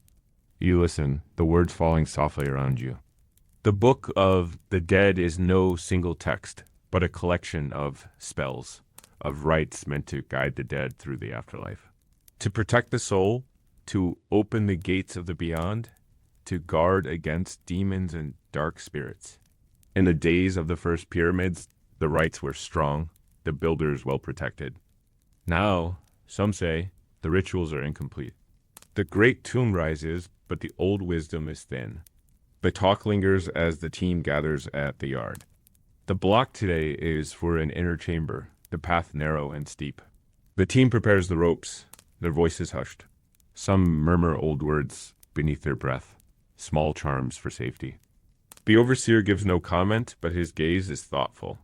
The pull begins, the rhythm returns. The stone moves slowly through the rising light. As you pull, your mind drifts to the old stories. Of spells carved on tomb walls, of scrolls hidden beneath the sands, of names spoken with reverence, of the power of true words. The priests spoke of such things last night. Their voices calm, their faces lined with memory. You wonder what is written deep within the great tomb rising before you. What words will guide the pharaoh beyond? The pull grows harder. The incline sharpens, sweat beads on your brow. The overseer's voice cuts through the air, urging focus. The team moves with care, muscles straining. The block inches upward. The old spells seem to hover in the mind, their forgotten lines shaping thought. Protection, guidance, strength. The pull continues. At midday, the overseer grants a longer rest. You sit in the cool shade of the chamber wall, drinking beer, eating bread. Around you, the men speak of the old rites. Of charms once worn around the neck, of words whispered before the first pull of the day. The priests taught such things once. They say now only fragments remain. The talk is soft, respectful. The unseen is near when one builds for the dead. The overseer watches but does not interrupt. He knows the value of belief. The team is stronger when the heart is steady. The priests pass nearby, their voices low. They offer quiet blessings to the men, a hand upon the shoulder, a whispered word. The old ways linger still. The afternoon pull begins. The block nears its place. The air is warm, thick with the scent of stone and sweat. The team moves well, the rhythm sure. The overseer's commands flow easily. The whip remains coiled, unneeded. The block is set with care, the masons guiding it into place. The day's work nears its end. As the sun lowers, the priests gather once more near the camp. They speak again of the Book of the Dead, of spells half remembered, of wisdom nearly lost. The men listen closely, the air around the fire is still. You eat in silence, the words settling deep in your mind. Later, beneath the stars, you lie on your mat. The cool night air soothes your skin. The cough is fading, the sickness passes. The storm is gone, but the old stories remain, their echoes strong. You wonder what is written within the great tomb. What words will guide the pharaoh? What words might guide you, should the need arise? Sleep comes slowly, filled with drifting thoughts of ancient spells and shadowed halls. Tomorrow, the horn will sound again. The priests will speak, the work will go on. Morning breaks gently over the plateau. The sky is pale blue, clear of dust, the air cool and sweet. The horn sounds, steady and strong. You wake more easily today. The breath comes easier, the cough faded to almost nothing. Around the camp, the others rise with quiet purpose.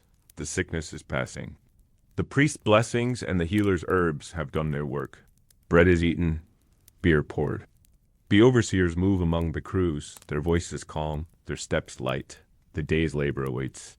The talk this morning is of the priests. They have remained at the camp these past nights, speaking of the old rites, the wisdom once held by all who built for the dead. The Book of the Dead, they say, was not meant for the pharaoh alone.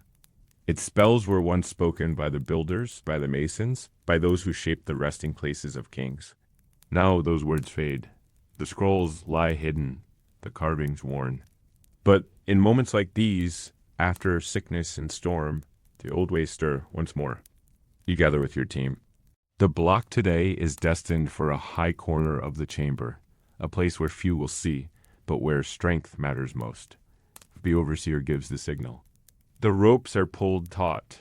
You lean into the strain. The block groans softly, its weight immense. The team moves in steady rhythm. The sun rises higher, its warmth spreading across the stone. As you pull, you think of the old stories, of the soul's journey beyond death, through gates guarded by fierce spirits, of the need for true names, for the speaking of words that open the way. The priest spoke of this again last night, their chants weaving through the dark. The builders of old knew these things. They worked with the knowledge that their own journey would one day begin. You wonder how much has been forgotten, how much remains. The pull grows harder as the ramp narrows. The team slows, breath coming hard. The overseer's voice guides the pace. The air is filled with the scent of sweat and stone. Some among the team whisper quietly as they work. Small charms, old phrases, half-remembered lines from the ancient spells. No one laughs. The unseen is close when one builds for the dead. A rest is granted at midday. You sit beneath the shade of the rising walls, drinking beer, tearing bread. Around you, the talk turns again to the Book of the Dead. One man recalls a line taught by his grandfather, a mason in the time of Sneferu. Another speaks of a charm once worn by his mother, a token for a safe passage. The priests listen nearby, their faces calm. They nod softly, pleased that the old ways are not wholly lost. The overseer allows the talk. The work is better when the spirit is strong. The afternoon pull begins. The team moves well, the rhythm steady. The block nears its place. The masons wait to guide it with care. The overseer's commands are clear, his voice sure. The whip remains coiled, unneeded. As the day ends, the block is set. The team is dismissed. You return to camp beneath the soft light of the setting sun. The fires burn brightly. Bread and beer are shared. The priests speak once more, teaching fragments of the old rites to any who will listen. Their voices rise into the night, carried on the cool breeze. You lie on your mat beneath the stars. The air clean and sweet. The sickness has passed. The storm is a memory. But the old words remain, echoing in the mind. The spells of the dead, the wisdom of builders long gone. You wonder if one day, when your time comes, those words will still be spoken, if they will guide you through the darkness beyond. Sleep comes gently, filled with quiet dreams of stone halls and soft voices. Tomorrow, the horn will sound again. The priests will speak, the builders will pull, the pyramid will rise. Chapter 10 title: Feast at a royal scribe's villa morning light spreads softly across the Giza plateau. You wake early, the horn's familiar call rising through the cool air. Around the camp, the others stir with ease. The sickness has faded. The storm is a memory, and the work moves steadily. Bread is eaten, beer poured, the rhythm of life as it has been for many days now. The overseers move through the camp with calm voices. Today's labor will be light for some. A message has come from the city. A feast is to be held at the villa of one of the royal scribes. A select group of workers will be honored guests. You are among those chosen. The news spreads quickly. The men speak of it with a quiet mix of pride and curiosity. Few among the builders have seen such a place. Few are still invited to dine within its walls. The scribes are men of learning, their role essential to the great work. They record each stone set, each offering made, each name spoken. Without their skill, the pyramid would not rise. To be invited to their table is no small thing. The chosen men wash carefully, their tunics freshened, hair combed. The overseers watch with approval. The feast is not only a kindness, but a recognition of labor well done. You join the small group led down the long road toward the city. The path winds past fields greening after the flood, past the great river where boats drift slowly beneath the rising sun. The air is sweet with the scent of earth and water. The villa stands beyond the bustling streets, a place of calm and order. Its walls are painted in soft colors, gardens blooming within. The scribe himself greets you, his voice warm, his manner respectful. He speaks of the builders with genuine gratitude. Without your hands, he says, the king's dream would remain only words on a tablet you are led within. The rooms are cool, shaded by tall columns. The floor is swept clean. the walls adorned with bright images of life and labor, of gods and kings. You are seated on soft mats, the air filled with the scent of roasted meats and sweet herbs. The scribes serve with their own hands, offering bowls of lentils and beans, platters of bread, ripe dates, figs and olives. The beer is strong, the cups carved finely from dark wood. The meal begins. You eat slowly at first, the flavors rich, unfamiliar. The others do the same, laughter rising softly among you. The scribes speak of their work, of the scrolls they prepare, the stories they record. They ask of your labor, your life upon the plateau. You answer with quiet pride, your words measured but sure. The feast continues. More dishes are brought, grilled fish from the river, honey cakes, small wheels of cheese. The beer flows freely, warming limbs and easing tongues. The scribes speak of the stars, of the old kings, of the magic of true words. You listen closely, their knowledge a world apart from the grit of stone and rope. Yet the bond is clear. Builders and scribes both serve the same great purpose. As the sun climbs higher, the meal draws to a close. The scribe thanks you again, offering small gifts, tokens of glazed faience, beads of colored stone. You accept them with gratitude, their weight light in the hand, but rich in meaning. You leave the villa with a lighter step, the scent of flowers still lingering in your hair, the taste of fine beer on your tongue. The road back to camp is long, but the way is eased by laughter and talk. The others ask of the villa, of the food, of the words spoken. You tell them gladly, the memories fresh and bright. The overseers listen with approval. The honor of the builders grows with each such day. You return to camp as the sun begins to fall. The fires burn warmly, bread and beer are shared. Around the flames, stories of the feast are told again and again. The night air is cool, the stars bright above. You lie upon your mat, the day's joy filling your heart. Tomorrow the horn will sound again, the builders will pull. The scribes will write, the pyramid will rise. Chapter 11, Collapse of a Ramp Morning comes clear and bright, the sky washed clean by the cool night air. The horn sounds across the camp, its deep note rising through the stillness.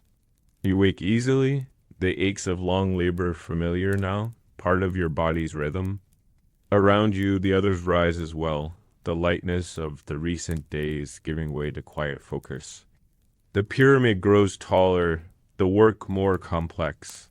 Each stone placed now must be set with greater care, each pole made with more precision. The overseers move among the crews, their voices calm but firm. Today, a new section of the ramp will be used. Its surface freshly packed, its incline steep. You eat your bread and drink your beer. The talk is light at first, but beneath it runs a current of unease. The new ramp is higher than those before, its path winding sharply toward the upper levels. Some say it was built too quickly, the earth not packed enough, the supports not set deep. The overseers dismiss such talk, their eyes sharp. The ramp must hold. The Pharaoh's will allows no delay. The team gathers at the base. The block awaiting you is large, its surface newly shaped. The ropes are prepared. The overseer gives the signal. You lean into the pole, muscles tight, breath steady. The stone shifts. The team moves forward. The old rhythm returns. The sun climbs higher, the day warming. The lower ramps hold well. The team moves steadily upward. The overseer watches closely, his voice clear. The higher ramp looms ahead, its surface smooth, the packed earth pale beneath the morning sun. The air is still. You reach the new section, the incline sharper, the path narrower, the pole grows harder. The ropes strain beneath the weight. As the team moves higher, the ground beneath your feet feels different, soft in places, shifting beneath the pole. The overseer senses it too. His voice sharpens, urging caution. The team presses on. The stone groans, the ropes creak. The sun beats down. Sweat runs freely. The ramp trembles faintly beneath each step. A shout from above. The earth shifts. The ramp beneath you gives way with a sudden, terrible groan. The packed earth crumbles, the surface tilts. You stagger, struggling to hold the rope. The block lurches sideways. The team shouts an alarm. The overseer's voice rings out, commanding retreat. The block tilts further. The earth beneath it collapses. The block crashes downward, dragging the ropes with it. You fall hard, breath knocked from your lungs. Dust fills the air, choking, blinding. The sound of breaking wood and shifting earth echoes through the space. The team scrambles back, coughing, eyes wide with fear. The block lies broken at the base, half buried in the ruined ramp. The overseers move quickly, shouting orders, pulling men to safety. The air is thick with dust. The fallen ramp lies in ruin, its surface cracked and uneven. The injured are gathered, the worst carried to the healers. The overseers take count. 2 men are missing. The camp grows still. Word spreads quickly.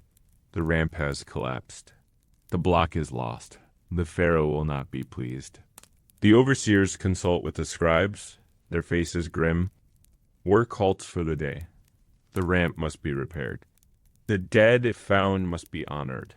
The priests are summoned. You sit with the others, body shaking, breath shallow. The feast of yesterday feels distant now, the joy replaced by fear. Later, the priests arrive, their voices low, their movements slow. They chant softly, walking the ruined path. Offerings are placed at the edge of the collapse. Bread, beer, incense. The spirits of the lost must be guided. The overseers stand nearby, silent, their faces hard. The work must go on, but not today. As night falls, the camp remains quiet. The fires burn low. The talk is sparse. You lie on your mat beneath the stars, the day's terror fresh in your mind. The ramp will be rebuilt, the block replaced, but the memory will remain. Tomorrow the horn will sound again. The work will go on. Chapter 12, the Pharaoh's inspection warning light spreads slowly across the Giza plateau. The air is still, the sky a soft wash of pale blue. The horn sounds through the camp, steady and calm. You wake easily, body sore, but strong. The ramp has been rebuilt, the dead have been honored. The work moves forward. Around you, the others rise with quiet determination. Bread is eaten, beer poured. The overseers move swiftly among the men, their voices sharper than usual. A message has come in the night. The pharaoh himself will visit the site today. The builders must be ready. The news spreads quickly. The men speak of it in low tones, a mix of pride and unease in their voices. Few among the workers have seen the pharaoh. Fewer still while at their labor. The overseers speak firmly. The site must be perfect. The paths cleared, the tools in order. No mistake will be tolerated. The pharaoh's gaze is sharp. His will is absolute. The teams gather at the yard. The blocks for today's work are set aside. The morning labor will be in preparation alone. The ramps are swept clean, the ropes coiled neatly. The masons smooth the faces of the newly placed stones. The overseers watch closely, their voices clipped and precise. You work with careful hands, every motion deliberate. The sun climbs higher, the air grows warm. The men move swiftly, the site taking on a new order. The pyramid gleams in the morning light, its steps rising sharply against the sky. The scribes move among the crews, recording each action. The priests offer quiet blessings. Incense burns at the base of the great ramp, its scent drifting on the breeze. A hush falls over the camp as the pharaoh's arrival nears. The overseers call the men to order. Tools are set aside. The teams stand ready. You join them, breath steady, heart quickening. The distant sound of hooves on packed earth. The royal guard approaches, their spears gleaming, their shields polished bright. Behind them, the pharaoh's chariot rolls smoothly, drawn by sleek horses, their coats shining in the sun. The pharaoh descends, his presence commanding, his robes of fine linen gleaming white. He is tall, his face serene, his gaze sharp. Beside him, the royal architect, the high priest, the chief scribe. The overseers bow low, the men following their lead. The air is still, the only sound the soft rustle of cloth and the faint hiss of incense. The pharaoh speaks briefly, his voice calm, resonant.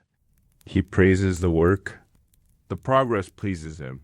The builders serve well. The overseers bow again, their pride clear.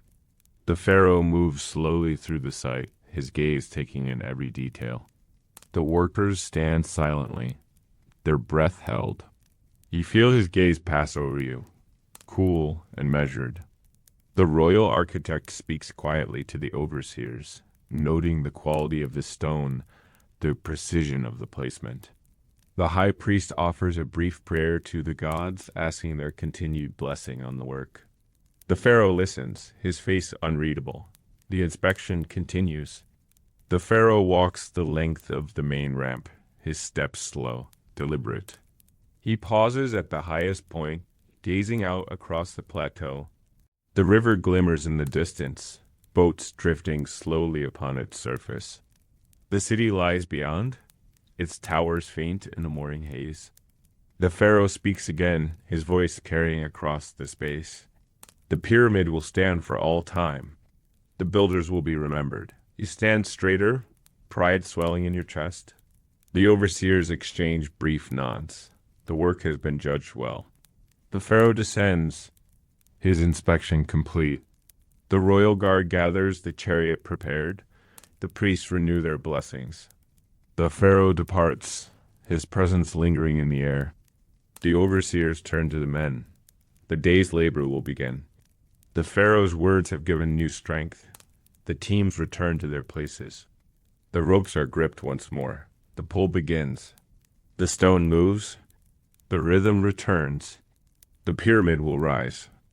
The sun now rides high in the sky, its warmth steady upon your back. The morning ceremony has passed.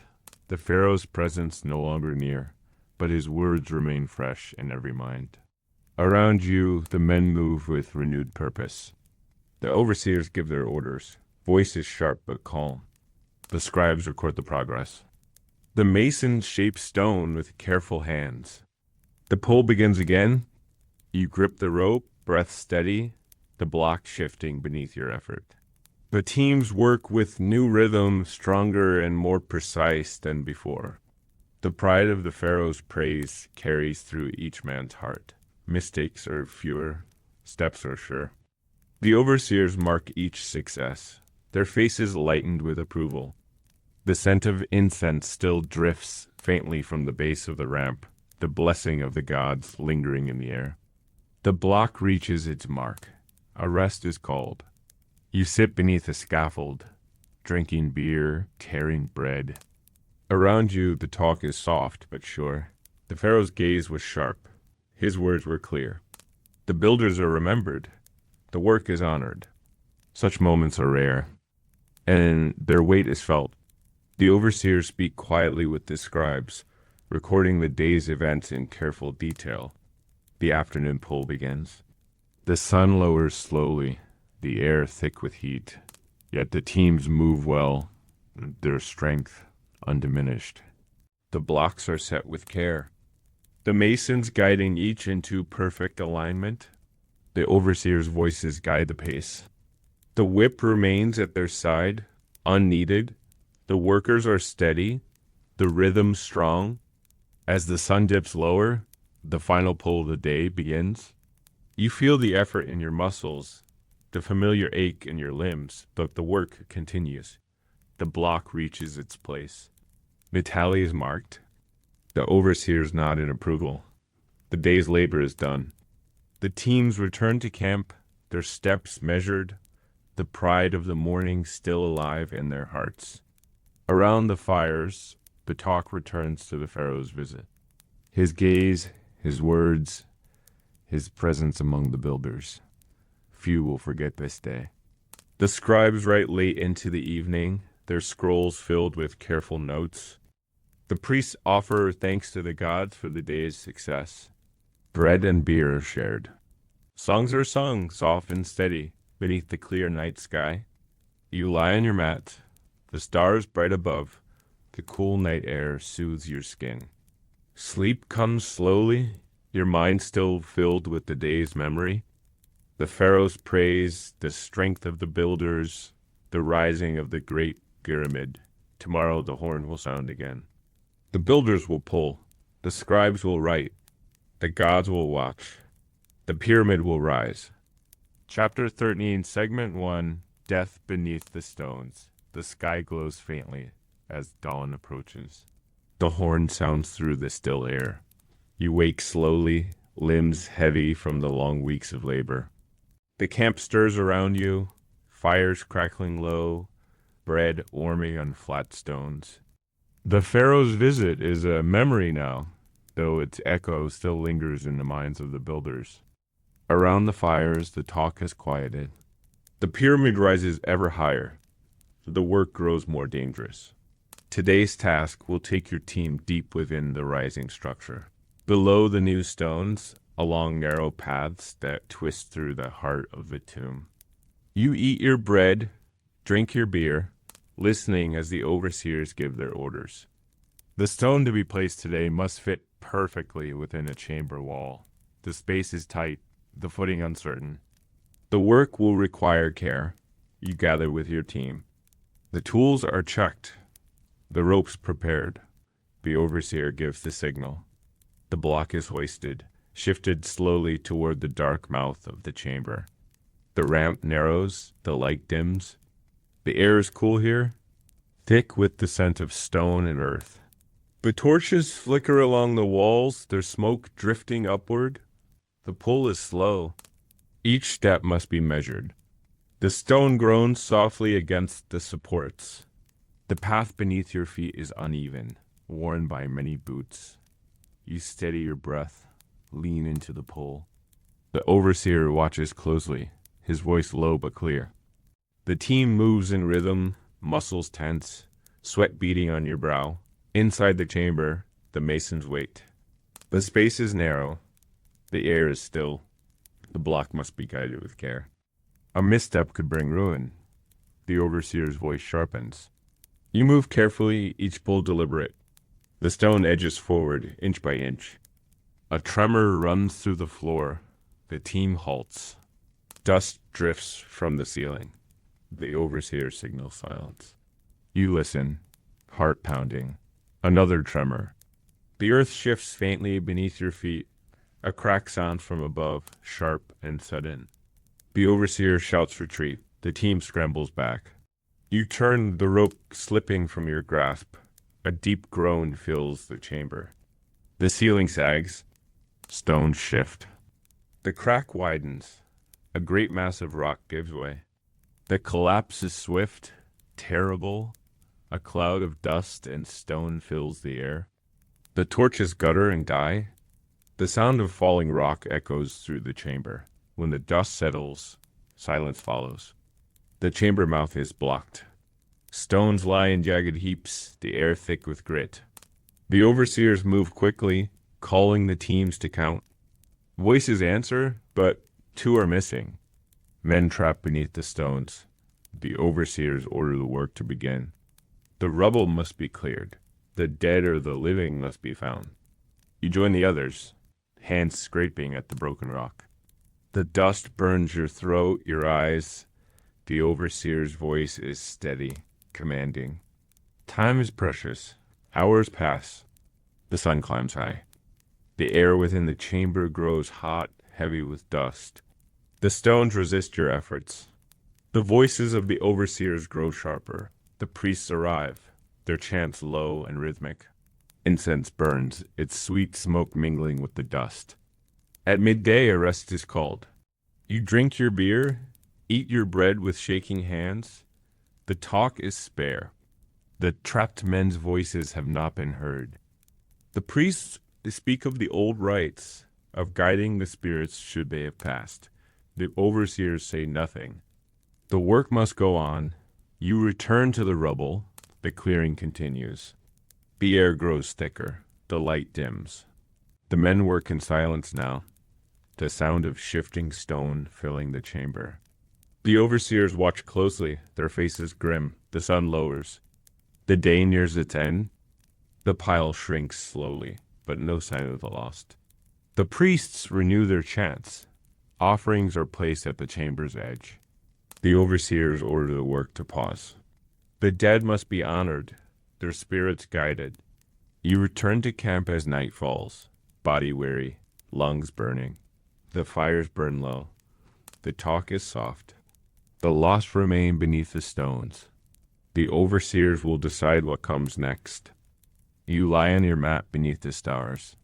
Sleep comes slowly, haunted by the sounds of falling stone. Tomorrow, the horn will sound again. The rubble will be cleared. The dead will be honored. The pyramid will rise. Dawn comes pale and cool. But the camp stirs more slowly than usual. The horn sounds through the quiet air. Its call softer this morning. You wake, breath shallow, the ache of the previous day deep in your bones. Around you, the other workers move with caution, their voices hushed. The lost remain beneath the stones. The rubble must be cleared. The rites must be completed.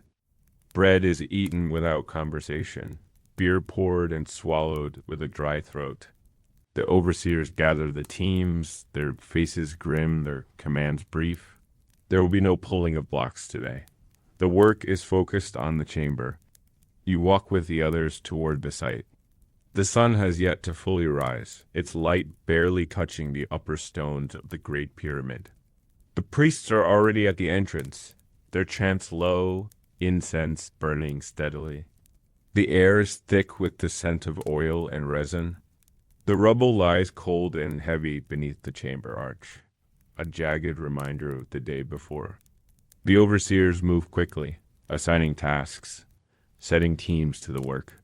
You take your place among them, hands ready, breath steady. The clearing begins again. Stone by stone, layer by layer, the debris is shifted. The air within the chamber is still and close. Each breath draws in dust and smoke. Sweat beads on your brow, soaks your tunic. The voices of the overseers guide the pace, calm but firm. The team moves steadily, each man knowing the weight of the task. The spirits of the lost must be freed. Hours pass in this dim space. The light from the torches flickers across rough stone. The air grows warmer.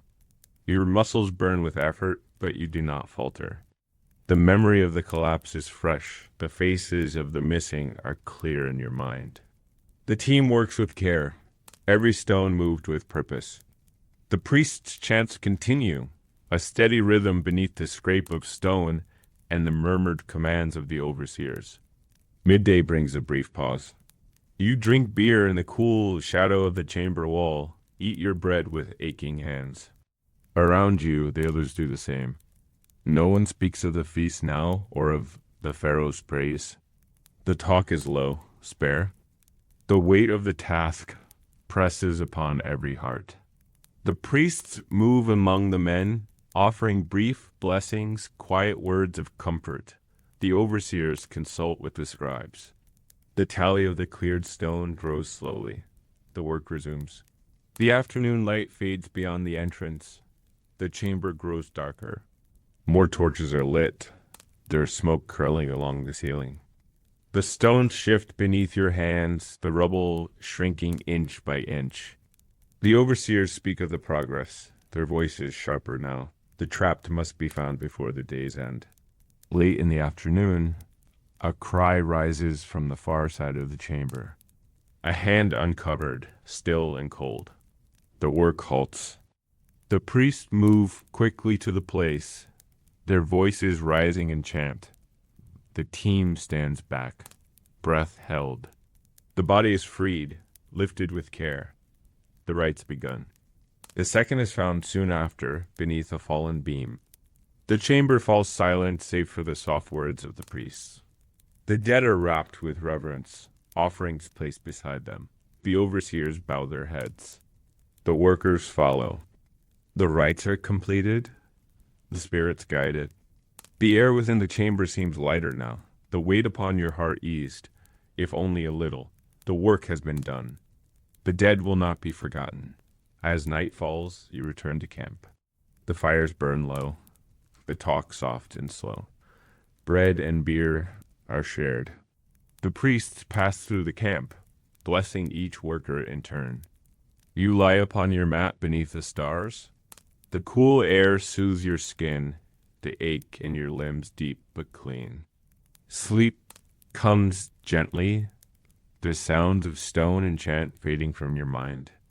Tomorrow the horn will sound again. The builders will pull. The scribes will write. The priests will pray. The pyramid will rise. Chapter 14. An unmarked grave in the desert. The morning air is crisp. The sky painted with the first soft light of dawn. The horn sounds clear and strong through the camp. You wake easily, body tired, but steady. The weight of the past days has begun to lift. The collapse, the search, the rites, all are done. The lost have been honored, their spirits guided. The pyramid rises still. Around you, the others move with renewed purpose. Bread is broken, beer poured. The overseers walk among the men, their voices calm but firm. The work must continue. Yet beneath the steady rhythm of mourning, there is a quieter thought. Not all who labor here will be remembered in stone or scroll. Not all will be named in the records of the scribes. For every block set, for every chamber shaped, there is a cost. Some fall to sickness, to accident, to the weight of the great stones. Some, like the two pulled from beneath the rubble, are honored with rites. Others, lost upon the desert paths or fading beneath the sun, are buried quietly, without ceremony, beneath the sand. The talk of such things drifts through the camp this morning. A man has not returned to his mat, gone since the evening before. The overseers search, their faces grim, no trace found along the paths. The desert beyond the camp is vast, its wind swift. It is known that such things happen. A misstep in the darkness, a fall upon the shifting dunes, the body claimed by the sands. The teams gather at the yard. The work is ready. The overseers give the signal. You grip the ropes, breath steady. The pull begins. The stone shifts beneath your effort. The sun rises higher, warming the plateau. The rhythm returns. The pyramid will rise. Yet as you pull, your mind drifts again to the missing man. His place at the rope now empty. His voice absent among the chants and calls of the crew. The overseers speak little of it. The work must not falter. The Pharaoh's will allows no pause, yet all know. A life lost, another unmarked grave in the desert. At midday a rest is called. You sit in the thin shade of the ramp, drinking beer, tearing bread. Around you, the talk is low. Some speak of old charms, of words to guide the lost. Others glance toward the desert, its shifting sands bright beneath the sun. The priests pass quietly among the men, their eyes watchful. They will search at sunset, but hope is thin. The desert takes what it will. The afternoon cold begins. The heat presses down. The team moves steadily, though the absence is felt. The overseer's voice is firm, his commands clear. The block inches upward, guided with care. The masons wait above, their tools ready. The stone is set with precision. The tally is marked. The work continues. As the sun lowers, the priests prepare to walk the desert's edge. Incense is burned. Chants rise softly into the evening air. The overseers watch from the ramp. You join the others, standing in quiet respect. The rites are brief. The sands will not give back what they have claimed. The unmarked grave will remain. You return to camp beneath a sky turning deep with stars. The fires burn low. Bread and beer are shared. The talk is softer now, touched by the day's loss. The scribes record the work done. The priests offer quiet blessings. The overseers plan the next day's labor. You lie on your mat, the cool night air upon your skin. The desert winds whisper softly through the camp. Not all who labor here will be remembered, yet the work remains. The pyramid will rise. Tomorrow the horn will sound again. The builders will pull. The scribes will write. The priests will pray. The desert will keep its silence. The horn sounds as the sky lightens, soft with the first warmth of dawn. You wake slowly, the weariness of long days heavy in your limbs. The camp stirs around you. Bread is eaten, beer poured. The fires burn low. The missing man has not been found. The priests have searched. The scribes have recorded the loss. The overseers speak no more of it. The desert has claimed him. The work must go on. You gather with your team at the yard. The block awaiting you is large, shaped for the upper reaches of the pyramid. The pole will be long, the path steep. The overseer gives the signal. The ropes tighten. You lean into the strain, muscles taut. The stone shifts, groaning softly. The team finds its rhythm. The sun rises higher. As you pull, your thoughts drift. The man lost to the sands, his face, his voice, the place he held at the rope. His name will not be carved upon the walls.